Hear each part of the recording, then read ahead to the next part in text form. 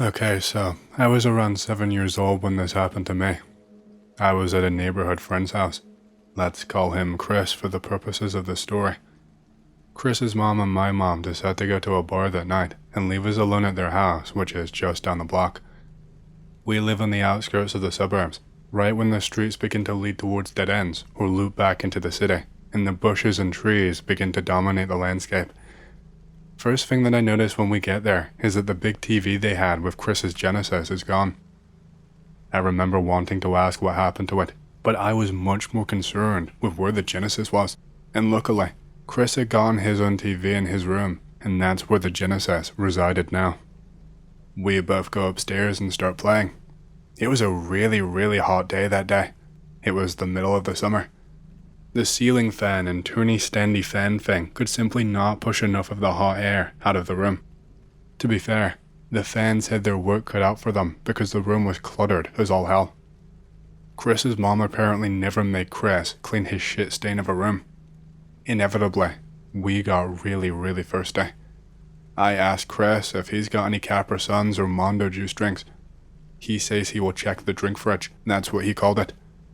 It was in the garage, and he had to go and rummage around his parents' room for the key to the door, as it was undoubtedly locked. He tells me not to touch anything.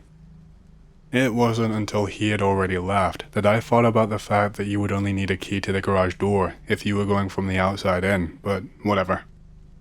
I would continue playing Sonic, but we were playing 2-player, so I thought I would wait. The heat in the room has a sound to it. It sounded like it had the hum of electricity. I had not really looked before since I was so entranced by the video in front of me, but now that I kind of snapped out of it, I started to look around the room as I sat on the bed. Seriously, Chris was a hoarder at age 10. What caught me off guard though, was while the floor in the room was an absolute mess, I know Chris's family was religious and would always dress up in their Sunday best on, well, Sunday. Hung up on the curtain support beam thing were his Sunday clothes. They looked terribly out of place, beyond the simple fact they were clean, tidy, and well kept compared to the rest of the room. No, you see the room had a closet. Why weren't the clothes in the closet, or even a dresser? Maybe it was just preliminary OCD, but for whatever reason, I wanted to put his clothes in that closet across from his bed. Not my room though, and not my clothes, so I dismissed it at first. I just kind of sat there for a bit. It felt like Chris had been gone for all of 30 minutes at this point. My eyes turned to that closet again. My eyes focused really into that closet. I had tunnel vision. Everything began to slow down in the room. I could hear the overlapping whoosh sounds of the 2 fans go by. I could feel the current of the heat in the room just slow down. All I could see though is that closet door. I could not turn my head away from that closet door. My mind began churning around stupid random thoughts. Maybe it was not a closet. That's why the clothes are out of it. No, Chris is just lazy. I don't know when it started, but when I had regained some of my senses, I was off the bed, facing the closet. Just something about it made me want to see what was inside. Each step I took seemed like it was light years before they concluded, and each step of the way, while I was filled with just this urge to discover the mystery behind this closet, a sudden sense of foreboding shot in me, a palpable dread. Each step that I took, I began to shiver, tingle even. A nagging voice in my head began to coax and dissuade me, telling me Chris told me not to touch anything. If Chris found me snooping, he'd be pissed, and he probably would be. But despite it all, I felt so compelled to touch the handle of the door, to fling it open, and just to see what's inside. The blades of the fans got slower and slower and ground to a halt as my fingertips began to slide down on the warm metal of the handle. I hesitated for what seemed like 10 minutes. For all of the fear that I felt about what lay beyond, curiosity overwhelmed me. I opened up the door.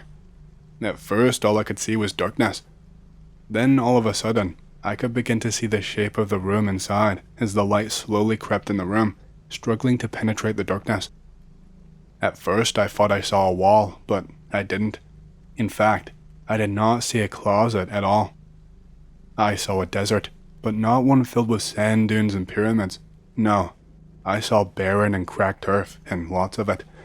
As far as I could see, flat, barren earth. Suddenly, I felt compelled to look down, and I was in the sky. I felt like I was falling, but slowly. I softly landed on the rough and dusty ground. I brushed myself off as I felt the heat of the sun above me. Cooler than normal, but still oppressive. I looked around and saw no hills or mountains in the distance, just land stretching out into the infinite. Then, suddenly, a loud thunderous hum surrounds me. My ears are throbbing at the sound, ringing in my ears. For some odd reason, I know it's coming from my right-hand side. I decide to go and follow it to see where it leads. I walk for days.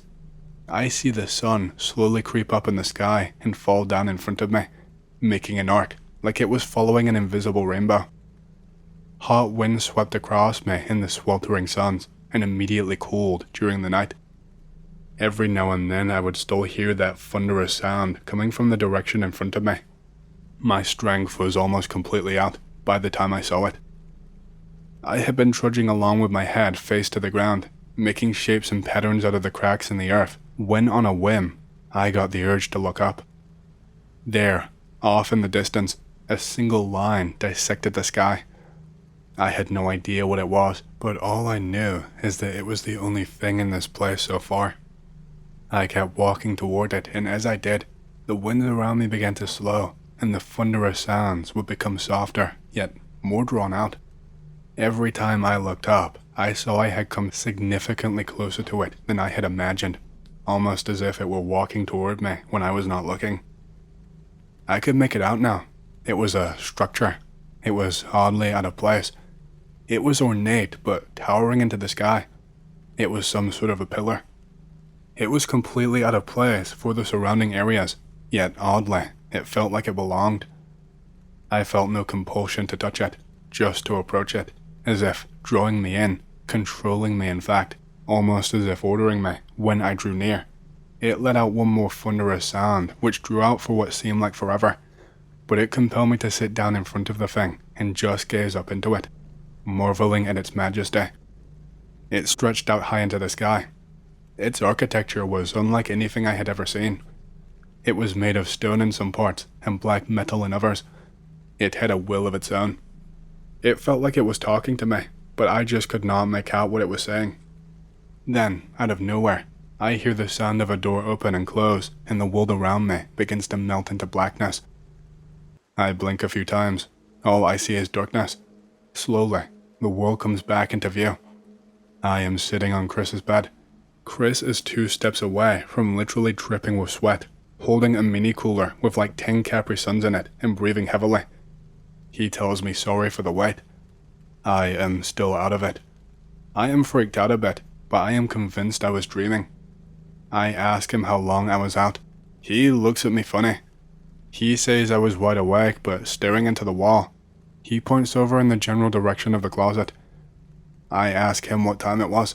He tells me it's been 20 minutes since her mom's left. It feels like I have been gone for months. We start playing again and I'm just doing whatever. The controller feels funny. After a while I look at my hands. They are filthy. There are dirt particles all over my hands. I was positive that they were clean when I got here. I don't remember this dirty feeling on the controller before Chris left. I thought I never left the bed. My first creepy experience occurred in my barn. I live on a farm. I had heard freaky stories about my barn since I was little, but never really believed them. The people sharing were my dad and my aunt, who are both liars. The first instance was that my dad and my aunt were both in the barn one night, and with their backs turned, they heard a loud noise. They turned around to see a large feed bucket had somehow ended up on the other side of the room and was rolling around as if it had been thrown. A few years later, my aunt was alone in the barn at night, brushing a horse, and she heard a voice say, "You missed a spot." Rational explanation or not, that shit would scare the hell out of me, but again, she is an unreliable narrator.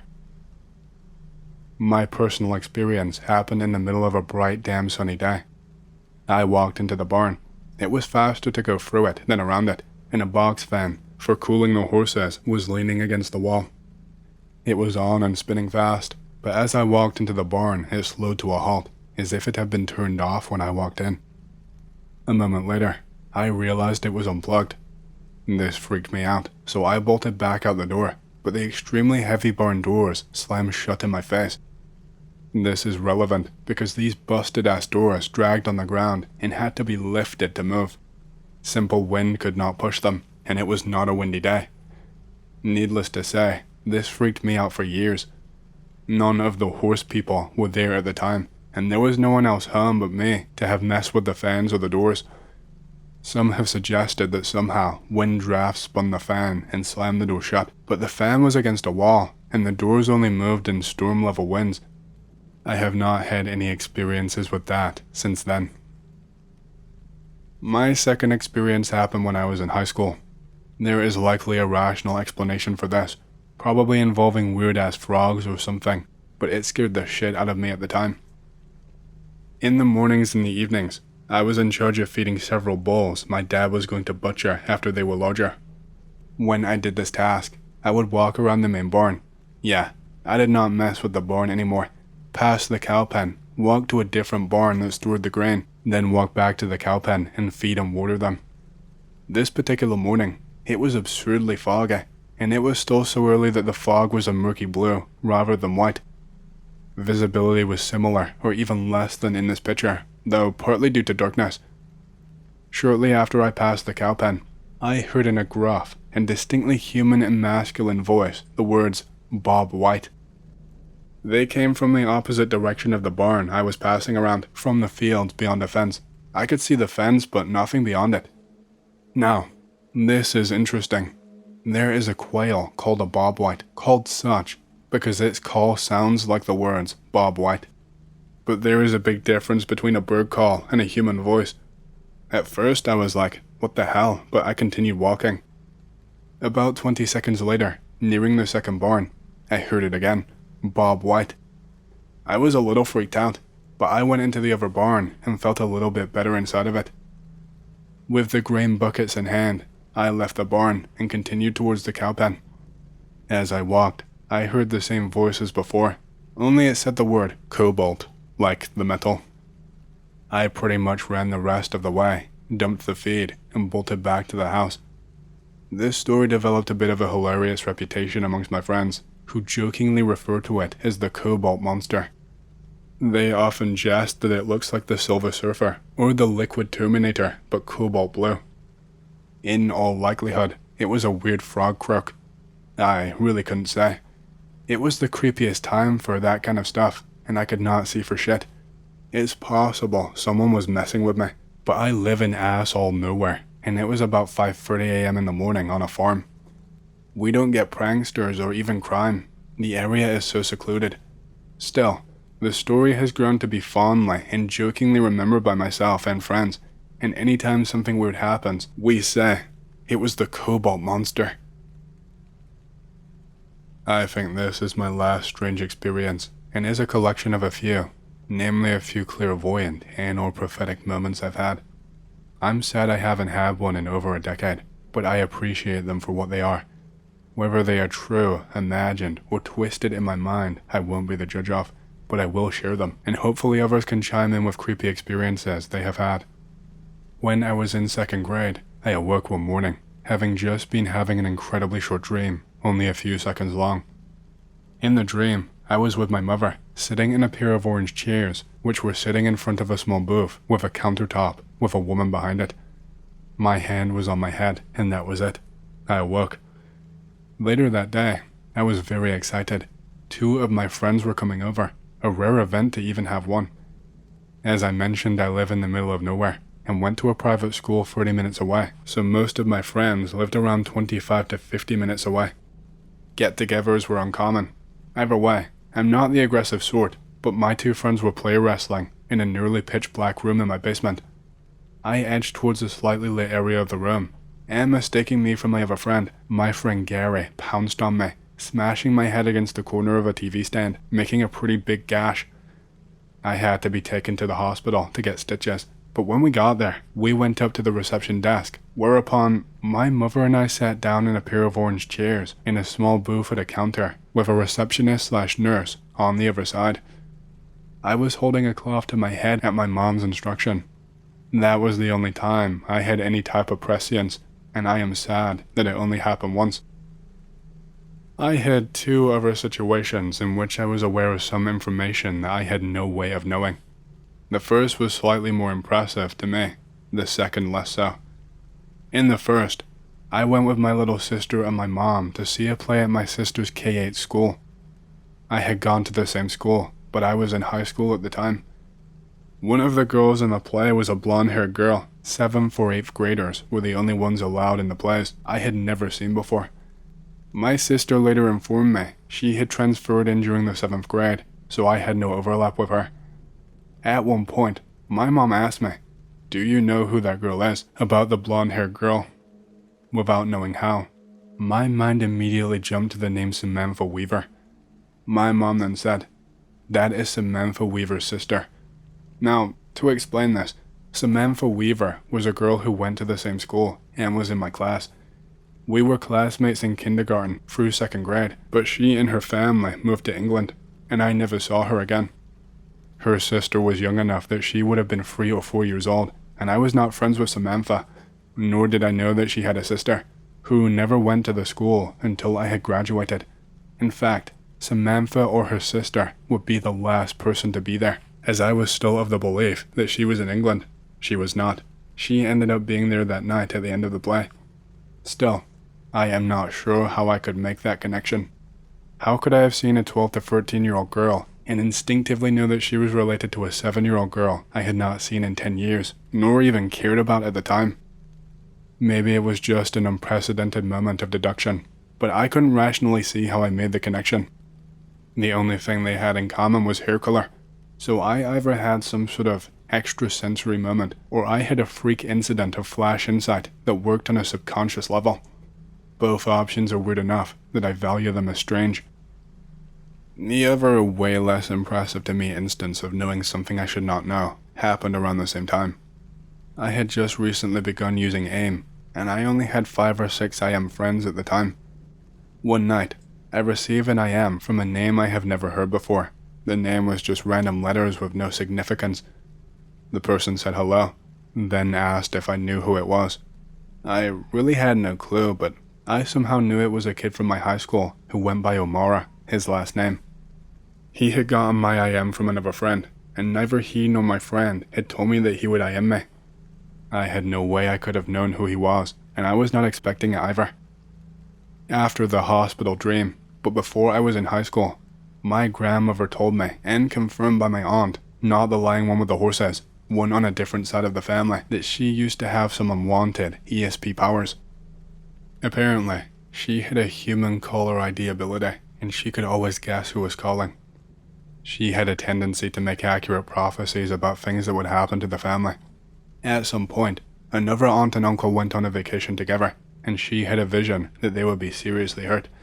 Apparently, this was before I was born. They were in an accident and both hospitalized.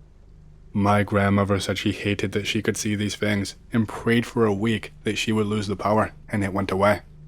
So, if ESP is real and genetic, I guess she had it and rejected it, and I had an inkling of it, but it never developed and fizzled out as I aged. A shame, as I would love that shit.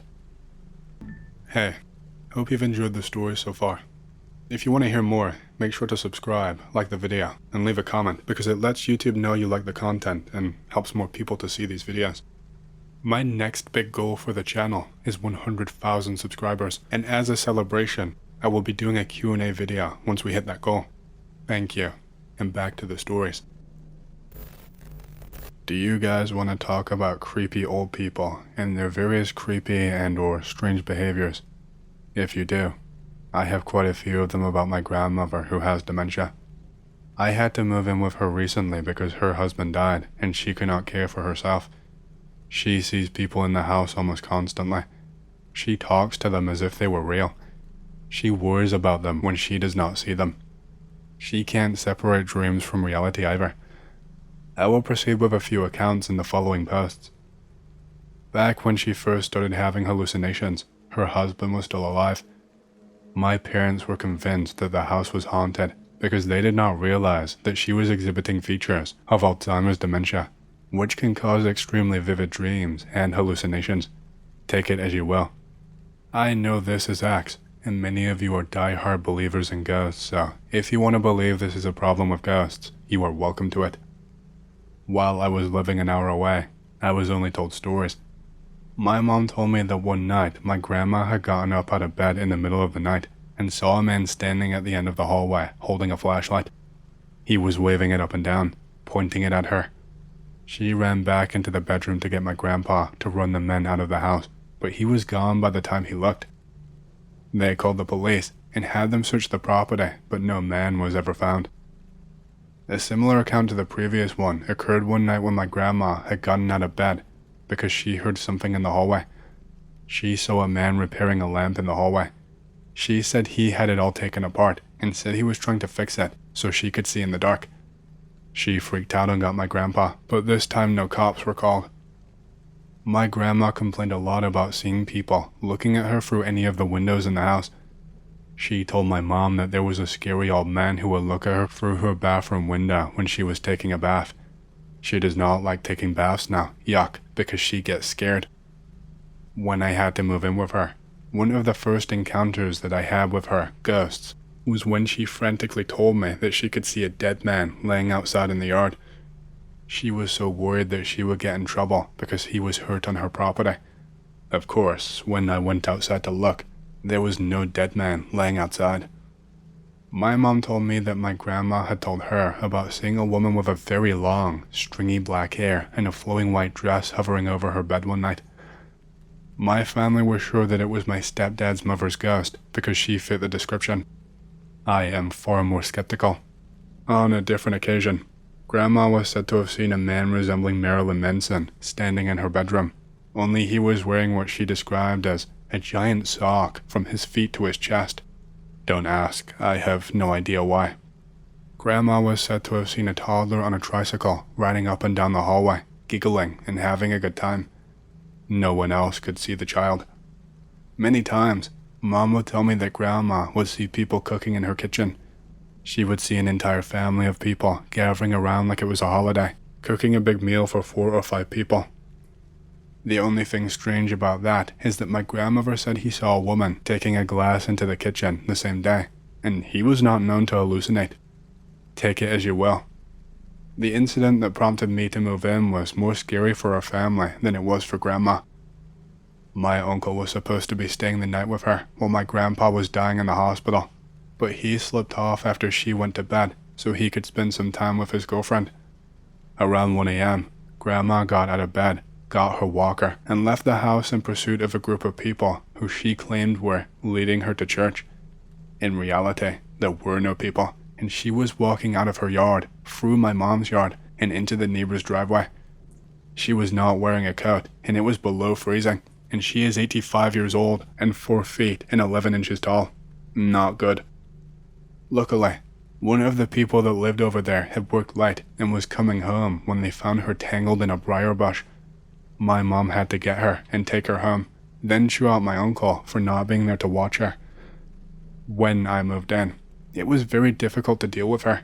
She would wake up in the middle of the night after dreaming of being 30 years old again and not knowing where she was, demanding to go home. I would have to drive her around the block and back to the house to reset her.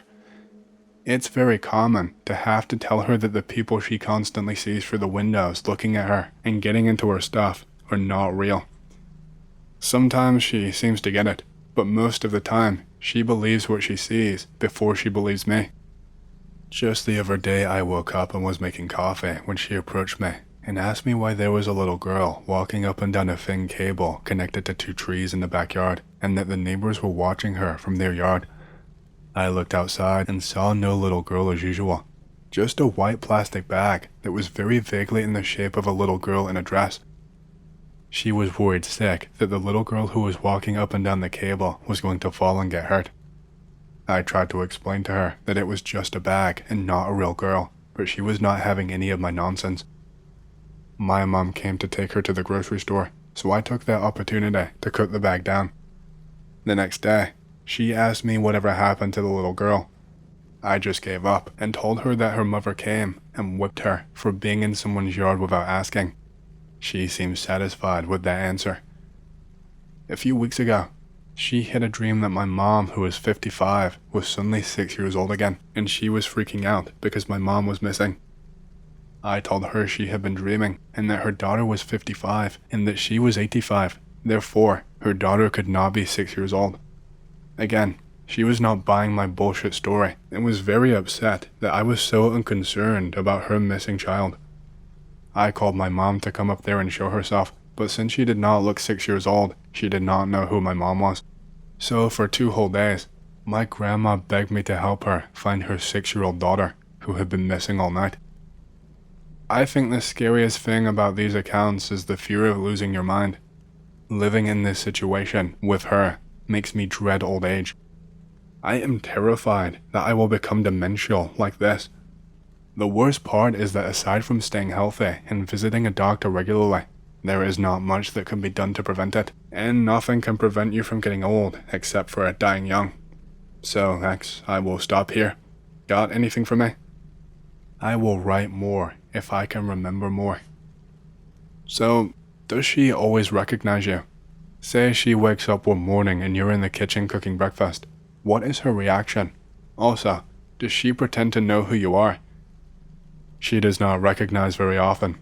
You hit the nail on the head. She pretends to know me. If I ask her, I seem to have forgotten my name, can you please remind me?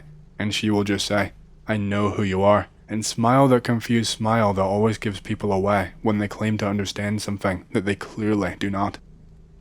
Most mornings she seems glad that someone is in the house. Whether it were me or Obama, I'm not sure if there would be a difference. She hallucinates random people most of the time anyway. I could just be one of her many visitors. LP again.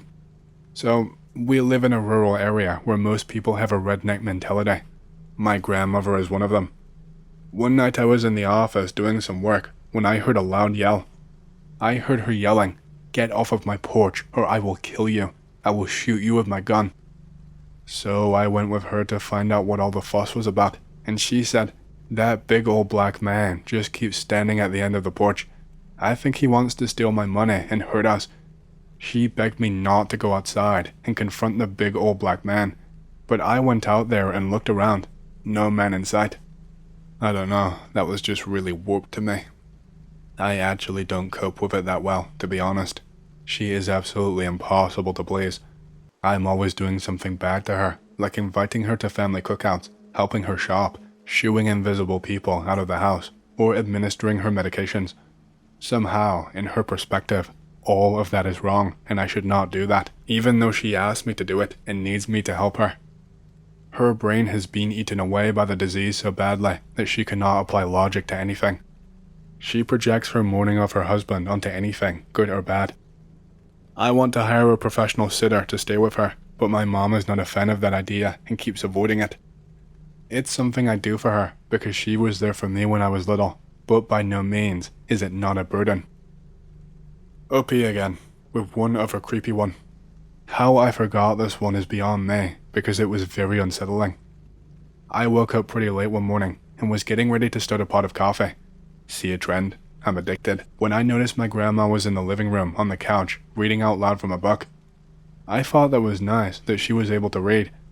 She had her TV on, and it was some dude detailing his experience in hell. He was explaining what it was like to be in hell, what it looked like, who he saw there, the agony and the horror he witnessed, all that mess that I honestly do not believe in. So, as my coffee maker began to drip, the electricity went out all over the house, and apparently all over the county. So then all I could hear was Grandma reading her book. I could not understand what she was saying though. I decided to just go and feed my cats, which involves walking through the living room to the sunroom where my cats live.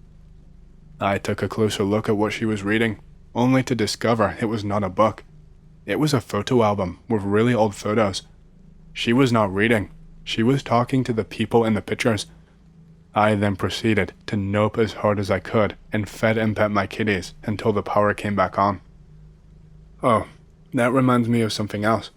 One night not long ago, she was up unusually late. It was like 1 a.m. I went in to see why she had not gone to bed yet, and she said, "Because I'm waiting on them." I thought that was fairly eerie, so I asked who they were. She said she did not know, but that there was a little girl asleep over in there, which was confusing because she was pointing at the wall. I asked her to touch the little girl to show me where she is, but she would not do it. She would only point. She got closer and started pointing at a flower in a vase, so I picked it up and told her that it was not a little girl, that it was a flower. That totally blew her mind that I could pick up a girl and turn her into a flower. So I told her that the flower does not care if she goes to bed or not, so she started to get ready for bed. Not 5 minutes later, she comes back out scared, telling me there was a little boy in her bathtub, peeping at her getting undressed. Now, what little boy wants to peep on an 85-year-old woman is beyond me. Anyway, I had to show her there was no little boy in her tub by turning the light on in her bathroom. When I turned the light back off, she looked back in and said, "There is a duck, it's pecking at something," and I just started rolling on the damn floor laughing, which she did not appreciate. I told her to stop peeping in on the duck and go to bed. She did, and that was it for the night.